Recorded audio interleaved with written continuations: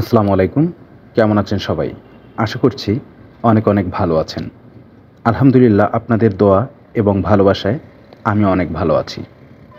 তো আজকে যে বিষয়টি নিয়ে কথা বলছি, ব্রিটিশদের একটা কৌশল ছিল আমাদেরকে বিভাজন করে দাও, তাদেরকে শাসন করব।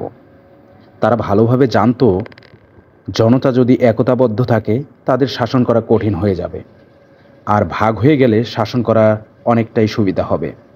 আমাদের সমাজের উঁচু শ্রেণীর লোকদের মাঝে এখনও এই বিষয়টা দেখতে পাচ্ছি। তারা ইচ্ছে করে ছোটোখাটো বিষয় নিয়ে সমাজ ভাগ করবে।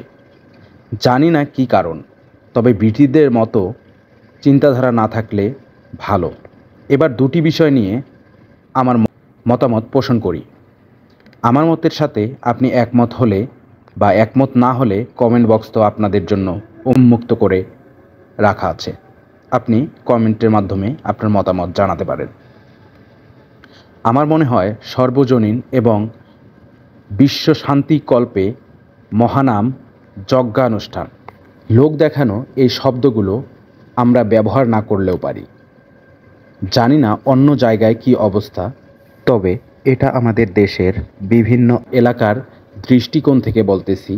যদি বলেন কেন, তাহলে আমি বলবো আমাদের এলাকায় আমি এমন মন্দিরও দেখেছি যেখানে লেখা থাকে সর্বজনীন দুর্গা মন্দির, কিন্তু সেখানে সর্বজন তো দূরের কথা, সমাজ বিভাজনের কারণে এলাকার কিছু মানুষ পূজা করার সুযোগ পায় না। সর্বজনীন পূজার সময় মা একার আপনার। এবার আসি বিশ্ব শান্তিকল্পে মহানাম যজ্ঞানুষ্ঠান। বিশ্ব শান্তি বলতে এটুকু বোঝা যায় যে বিশ্ব যেন শান্তিময় হয় মানুষ তথা সকল জীবের জন্য। এই জায়গায় আমার একটা প্রশ্ন জাগে,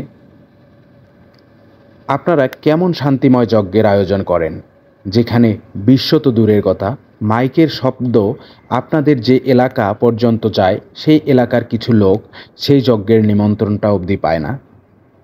আপনাদের কাছে প্রশ্ন। শান্তি প্রতিষ্ঠা না হলো বিশ্বে, না হলো নিজ এলাকায়, ব্যক্তিগত স্বাধীনতা কিংবা মত প্রত্যেক মানুষের আলাদা, তা আপনার আমার সাথে নাও মিলতে পারে। তাই বলে বিভাজন, বয়কট এসব কেন করতে হবে?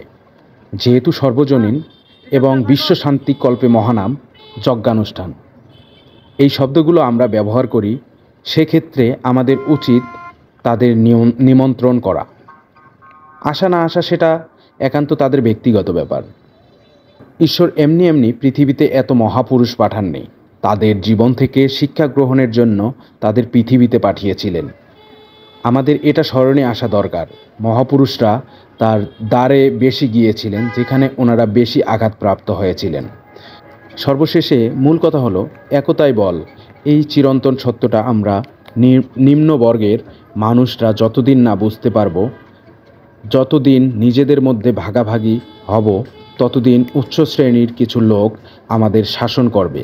আজ আমি বয়কট হব, তো আগামীকাল আপনিও হবেন, এরপরেও কিন্তু কেউ না কেউ বয়কট হবে, যতদিন আমরা একতাবদ্ধ না থাকব। ধন্যবাদ সকলকে। আমার কথায় কেউ যদি কষ্ট পেয়ে থাকেন এবং আমার কথায় যদি কোনো ভুল ভ্রান্তি থাকে, তাহলে অবশ্যই ক্ষমাসুন্দর দৃষ্টিতে দেখবেন। আসসালামু আলাইকুম।